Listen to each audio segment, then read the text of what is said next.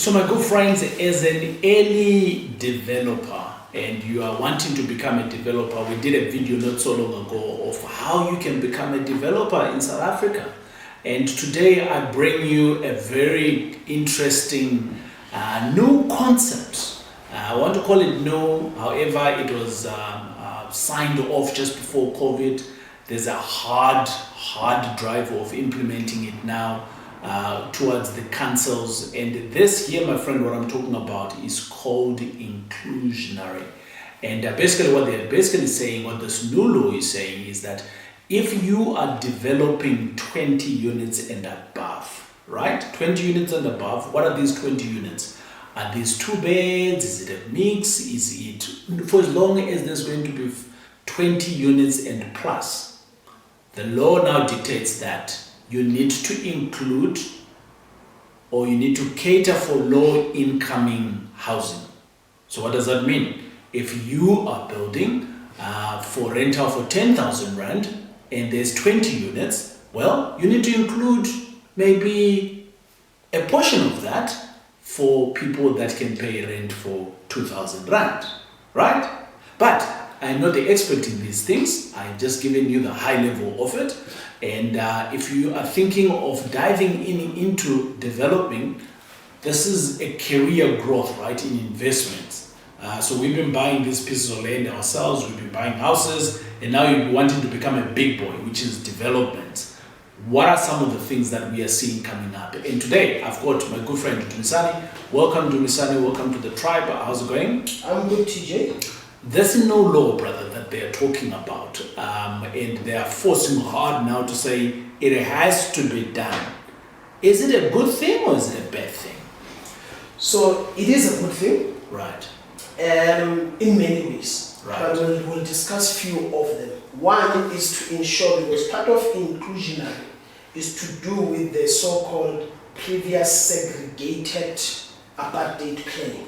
Okay. Right. Where then we used to have townships being on the outskirts of the economic hubs, and you have all these nice areas being within the economic hubs. So inclusionary is to say, as Dumisani, if you are from an area that has been disadvantaged, we can cater you to enjoy the same infrastructure that we all of us have, you know, right. Sports field, open parks, schools that are in the area, and all of that you find that in some of these previously disadvantaged communities they do not have, you know. It will also assist with the alleviation of traffic congestion, long distance traveling, because it's a fact and it's a well-known fact that majority of our South African population, they spend close to about 70% of their income on public transport, because they have to use 2 or 3 different modes of transport to get to work.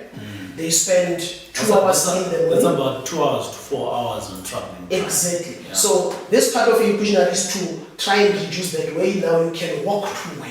Right. You know, so that's part of it. However, for the developers also, it's a bonus, I can say, or it assists to say when you have to pay bulk contributions, you can bank on this to say, but I'm providing inclusionary, then you get some rebates on that. Because I can tell you, majority of... Is this a tax rebate, Dumisani? No, it's on your bulk contributions. Oh. Okay. Yes. Because I can tell you, majority of the developers that I know, they don't like to pay bulk contributions. They don't. No, we like to pay. It's just expensive. That's right. Yeah, no, you are putting it as a nicer way, but I can tell you, I've come to guys that says, if there was a way, I was not going to pay this. So sure. It gives you that bit of, you know, an exemption, if I can say, because it says cater for at least 30% inclusionary. So you can 30%. Yes. Right. So you can go back and claim the same 30% of your bulk contributions, but I've accommodated this number. Right. Can that be looked into? And I know that municipalities, because they are very much for development, they are more than willing to look into that. And also it even assists in ensuring that your development, the municipality would make sure that the infrastructure is proper, it's catered for. I think let's bring it to life here for many people. Let's look at our big metros. I will start, and Dumisani, you go second. if we were to look at how Johannesburg was built in the olden days, we look at our big hub, which is Sandton, you'd see that potentially 60 to 70% of the people that are working in Sandton, you're going to do Cape Town. For the people that are working in Sandton, the majority of them are coming from Borough, Alex. We have a new development that came up, Waterfall. The majority of those people, that's where they're coming from. And basically what the law is dictating here, and this is not the government, but this is the government of the day, working with specialists. They're saying, oh no, wait. If you're going to be building a Manhattan for rental, and there's 100 units, just make sure that 300 units are for the low-end income people. That's what it's basically saying, right? Yes. Cape Town, we've got Khayelitsha, yes. Cape Flats and all of that areas. Yeah, so these were segregated back in the day. Durban, which other township can I think of? Durban. There's quite a Mlazi, yes. So again, those areas, I don't think that those areas would go away, but the integration of people is now becoming more accessible. And my friends, I think it does help us as property entrepreneurs from a point of, yes, when you're building, this is what's going to happen, but from a balance of scale within your building as well, or within your properties. You are looking after everybody. And remember, when we're doing this business, I always say to people, don't forget that this is an impact business. If you're in property investment, at some point or the other, you've had to evict someone.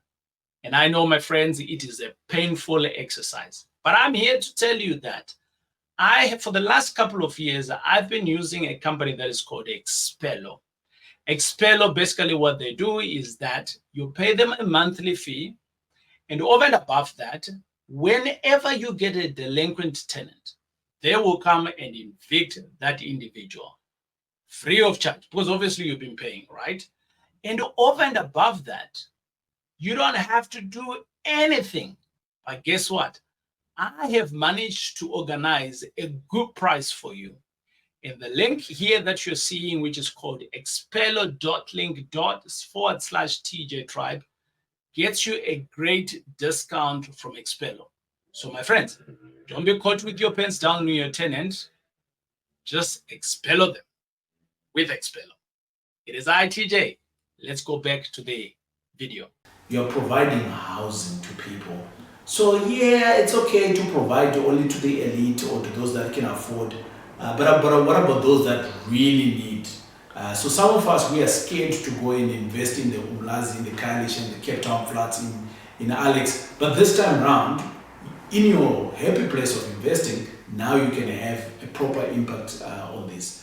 But Dumisani, as I landed the plane, we did say that this is new. It's a new law that has come by. It's being implemented. Is it being implemented across the country? That's number one. And as it's being implemented, have they already started?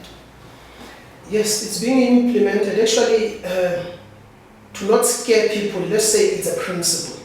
Right. Than to say it's a law. Yes, it's there. It's part of the bylaws of municipalities and bylaws of different councils. Right. So you would see that it's not already implemented everywhere because it needs capacity. And right. part of capacity is to ensure that you have infrastructure that can handle. You know, right. I know of municipalities that currently are struggling with sewer, are struggling with water. Right. They normally put a cap on development to say for the next 2 years or so, we are not going to allow development to happen and all of this. So they cannot immediately implement that principle. Okay. However, it's a principle that started being implemented, and thus far it's working very well. You know, when you look at your metros like Johannesburg, because it's one of those leading metros in terms of implementing most of these policies, you know, it's working very well. Even though it's not everyone who's welcoming of it, because we have difference of liking of things and difference of thinking of things, and change is not always accepted the same in everywhere, in everybody's mind.